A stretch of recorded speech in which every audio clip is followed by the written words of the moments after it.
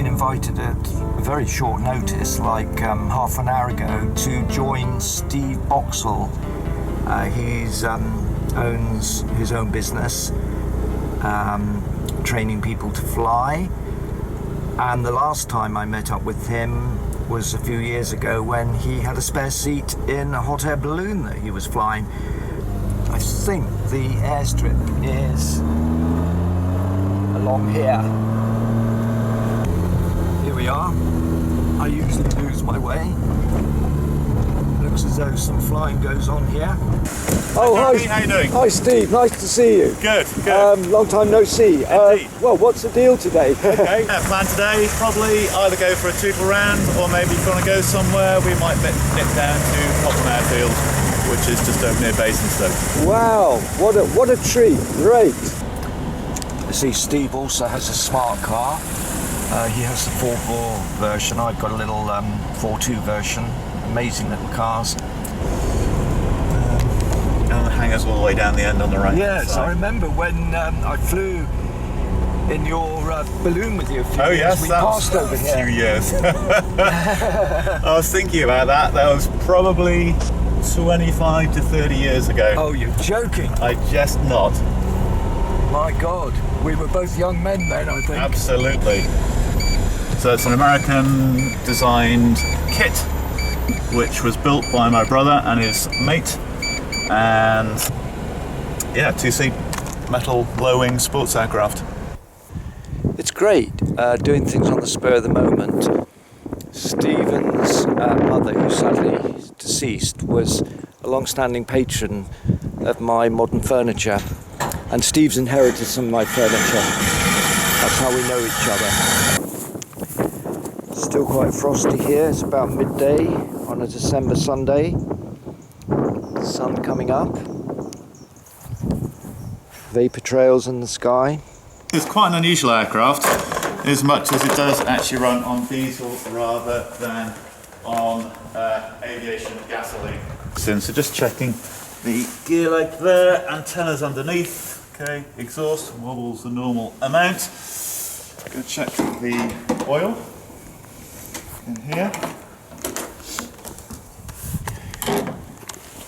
My late brother-in-law, Mike Godsoul, was flight engineer for British Airways, and he would do the daily inspections. He was even known to go around with a torch and inspect for oil leaks on the big jumbo jet 747. So it burns a fair bit of oil. Not a lot. No. It does use a bit, but not huge amounts. Okay, so all secure around there, that's all secure. Prop blades. Secure. And undamaged. Around here, cowling secure at the front. Nose wheel and tyre and splat there, all good. And the aileron. Around here. There. Wow. The tip of that airplane propeller is almost the same as the thinnest router bit you can get. Just a meaningless piece of information. You know, that tapers down to about 2 or 3 millimeter. Oh, look at this. Don't tell me this is a wooden aircraft wing. Minus the canvas. Oh, just looking at a wooden airplane here. Yep. Amazing. So that is a part built. It's called a Peak and Pole Air Camper. Oh, wow. So again, another classic American home-built design. Dave and the friend that he built the aeroplane with bought it in this state, part finished. And the plan is or was to crack on with it at some point. Wow, it's a bit like canoe construction. Yep. What is this, spruce or something Probably, like it? but I don't know. Oh, fantastic. Peak and Pole Air Camper. So he's still building it, is he? They haven't started. They bought it like this. Oh, wow, wish I'd heard about it. Well, I'm sure they can if you're interested. Right, I'm going to get the doors closed up. And we've just dragged the plane out with that little handle.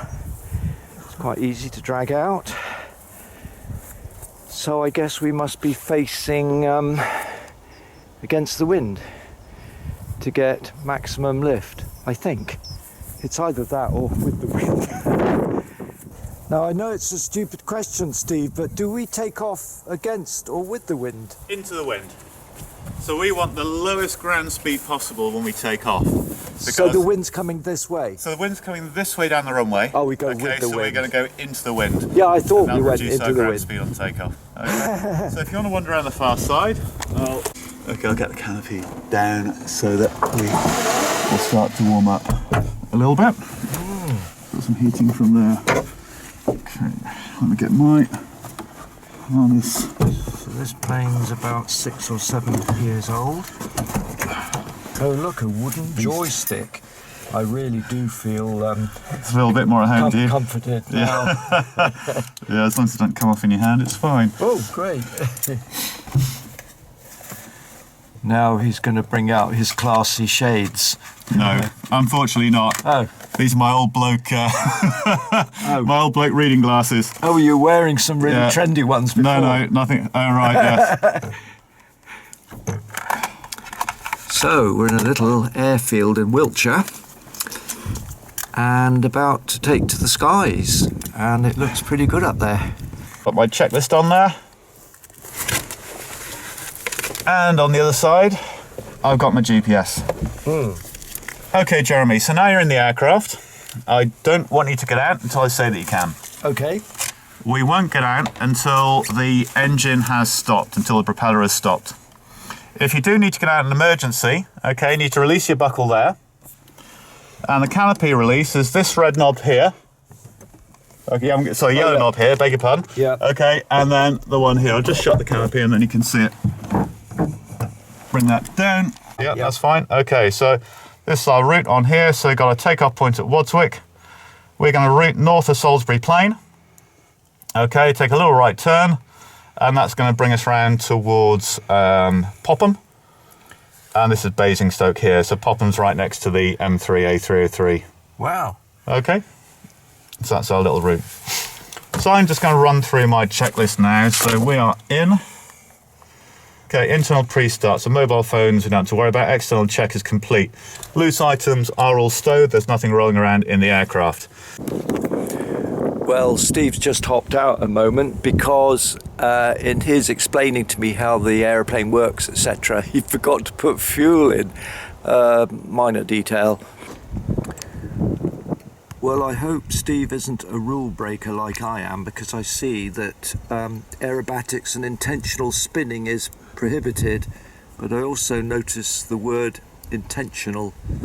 2, 3, 4. Okay, clear prop. 6, 7.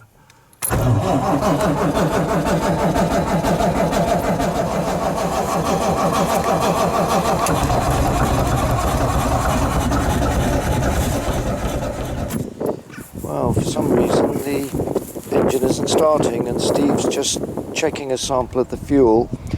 I mean, there's not much to a diesel engine. It's works on compression, relies on a glow plug. Steve's going to give it one last go, so I'm standing well clear of the aeroplane, and if he can get it started, obviously he's going to warm it up.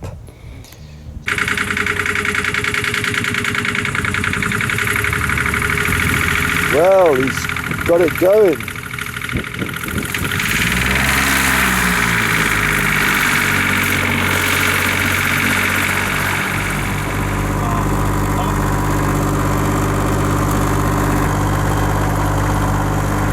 Okay, Steve's just doing some final pre-takeoff checks, and we're about to taxi along the field to the far end to turn round and then to take off against the wind. Okay, wow, here we go, taking off. Bumpy but steady. Wow. Oh, you can feel the lift. It kind of goes up and then sinks into a kind of cup, as though you're being held in the cup of a hand. And Steve is now climbing up. I think he's going to climb to about 2,000 or 3,000 feet. And there you are, the Wiltshire countryside spread beneath us. Oh, what a great feeling. He's checking various instruments. I guess this is all action until we maintain full height, and I think he does what's called put the craft into trim, where it flies almost automatically.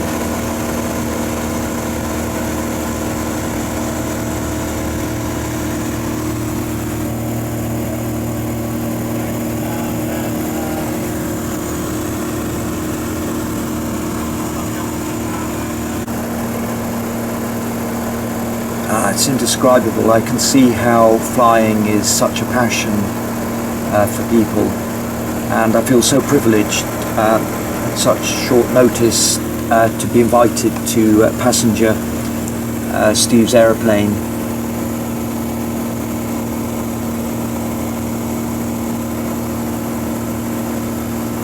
We're going over various white horses. Couldn't quite pick it out with my camcorder. In Wiltshire there are about 5 white horses.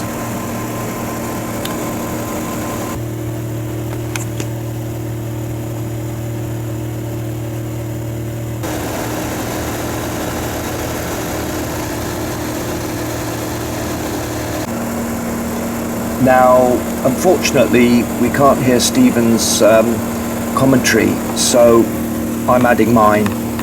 And what we're doing at this height is checking for other small aircraft, because that's a major thing to watch out for. Stephen's just asked me to take over flying. Yeah, right. Well, nothing too dramatic. Just try to keep to the trim that he's already set, and that means keeping the nose level. I can't really judge that very well. Yeah, I seem to be getting this wrong and have lost several hundred feet by pressing the joystick too firm, and so we've lost some height. I should also be checking on the instruments, because that will give me feedback, but you know, like any new skill, you focus on one thing, and what I've been trying to focus on is keep the plane in a straight line. In other words, nudging it from left to right to get a feel of the controls. But it's great fun, but it's not that easy. And yeah, it's a bit like me teaching woodworking, teaching somebody to use a woodworking saw for the first time. You know, they jam it up, they don't relax, they try too hard. And of course, you know, flying takes experience.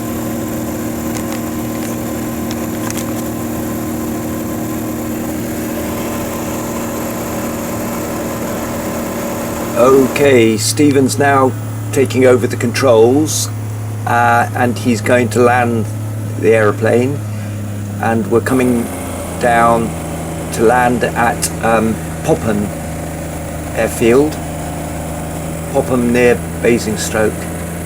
Wow, here goes. Whoa, yeah, another long field.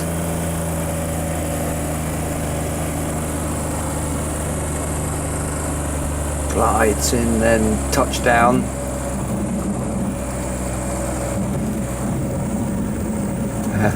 Bit bumpy the last few hundred yards. It's funny because I watched aeroplanes landing at this airstrip from the road a few months ago in the summer, so another perspective.